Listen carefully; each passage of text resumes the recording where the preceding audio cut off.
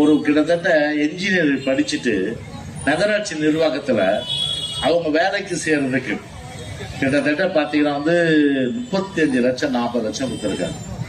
800 கோடி ரூபாய் வசூல் பண்ணி இன்னைக்கு பாத்தீங்கன்னா ஒரு குடும்பத்துக்கு போயிருக்கு. இன்னைக்கு 800 கோடி ரூபாய் வசூல் பண்ணி இன்னைக்கு செந்தில் பாலாஜி மாட்டினாரு.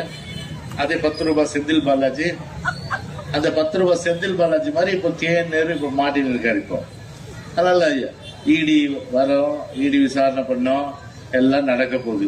அதனால இன்னைக்கு தேர்தல் வருதுன்றதுனால இன்னைக்கு மேல இருந்து கீழே வரல.